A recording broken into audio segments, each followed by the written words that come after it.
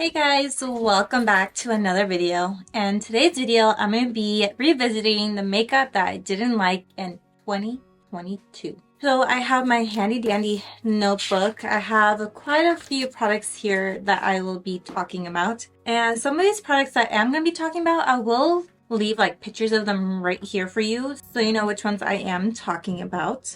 And let me just say before I start this video, some of these products I am going to mention are products that didn't work for me. So if they worked for you, I'm happy they worked for you and I wish they worked for me. But unfortunately, these products didn't work for me and my skin type. So if you love these products, I'm so sorry if I'm going to bash them just a little bit. So to start off, first we have the Jaclyn Cosmetics Skin Perfecting Blurring Tint. And I still can't believe this was a year ago that this came out. That blurring tint was so horrible. I'm sorry guys, that's kind of harsh, but I'm just gonna be brutally honest. It felt super heavy, and if I try to get a little bit more coverage on it, I had to layer more, but even then, thickness of that product was insane. I know that was meant for more like putting foundation on top of your skin, not being like a kind of like a primer, but it was also a tint, which I didn't get. I didn't understand the marketing of that. Honestly, it worked horribly on my skin. It felt so heavy, you couldn't build it. It was so hard to find your shade because of the bottle. Like you could only see like this much of it.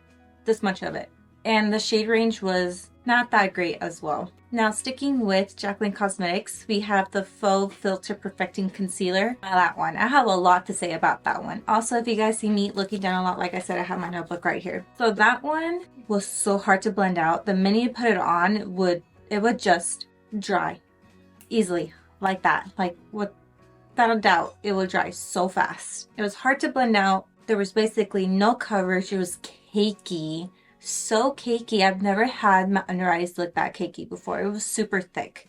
Like I like a good thick concealer, but not that thick. This was like the thick that like you cannot blend out, and if you did, it was just a mess. And if you layered on top of it, don't even get me started. It was horrible. And if you put powders on it, even worse. Now the YSL mascara was a miss because it didn't hold my curl.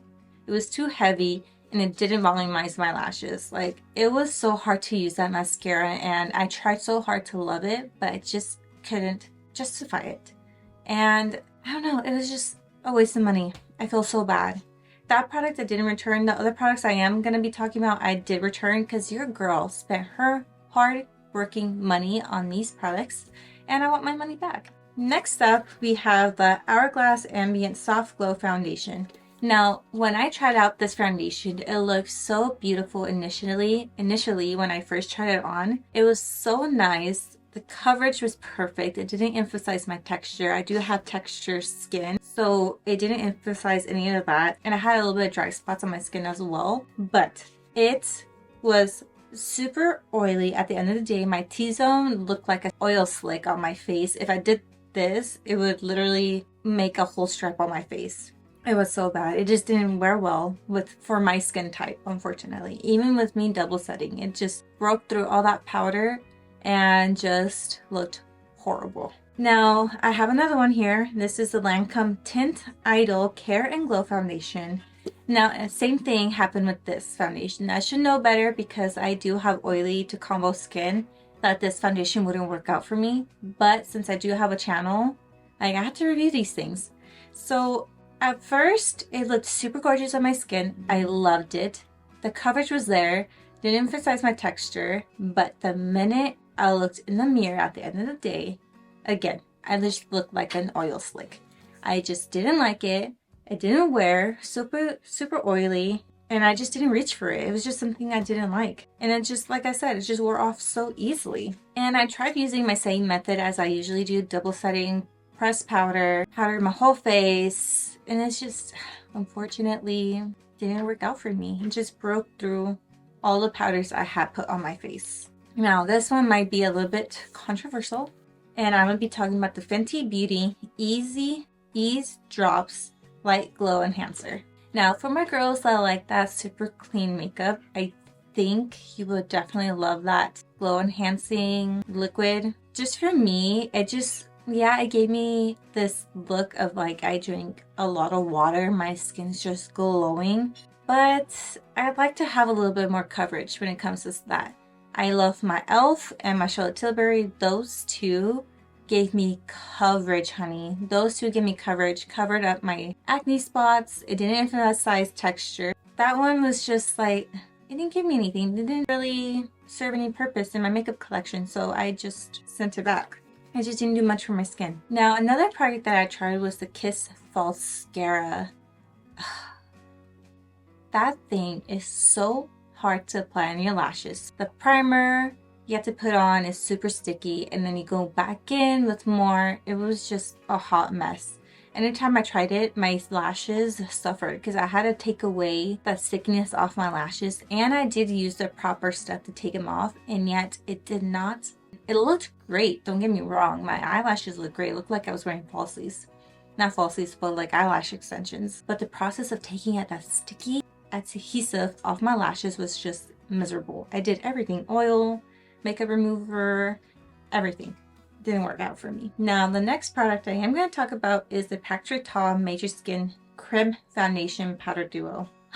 I love Patrick Ta and I love his products. I love his makeup brand. I feel like it's so innovative. I feel like he has a lot of stuff going for him and he has a lot of good products, but this duo did not work out for me. Even the brush that came with this, or it didn't really come with it, you had to buy it separately of course, was just a hot mess. First, let's talk about the brush. The brush was super flimsy. Like, I like a good stiff foundation brush, especially when it comes to a cream. It just moves things more easily. And your foundation just, I don't know, especially when you're applying a cream, I feel like the density of your brush matters. And I did try it with a denser brush and try moving it around. It didn't work out for me. It just didn't. And let's talk about the actual foundation. The foundation was just too cakey. Clinged on to my face.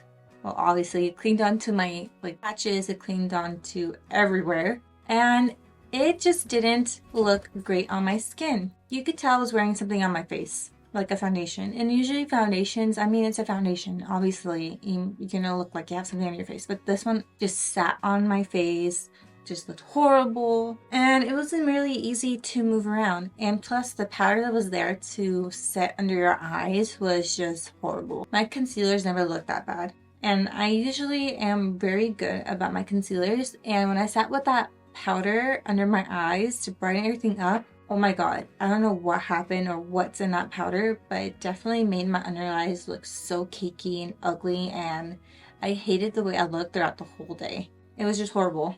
I feel like I might be missing a few things, but these are the things I've tried out that I didn't like. And if I remember of other things that I didn't like, I'll probably list them in my description box below. But yes, so for the year 2022, there's a couple of misses in there. And like I said before, all these products, everything that I buy, I literally buy with my own money. I hardly get any PR. I get like some Huda Beauty stuff here and there, but it's really rare, and I do give you guys my honest opinions about them as well. I'm not gonna sugarcoat anything, and if I do like something and I'm gonna be a little bit biased about it, I will tell you guys up front how I feel and why I like it. These are the products that I didn't like in the year 2022. I know that I kind of flew by these products a little bit too fast, but honestly there's not much to say about these products other than I just didn't like them. And no hate to these brands, I love these brands, but some of the products they have just don't work out for me. So what were your guys' misses from 2022? Let me know in the comment section below. And if you guys like this video, go ahead and leave me a like, comment down below, and if you're new here, please go ahead and hit that subscribe button down below. I'd highly appreciate it. I'll see you guys in my next video.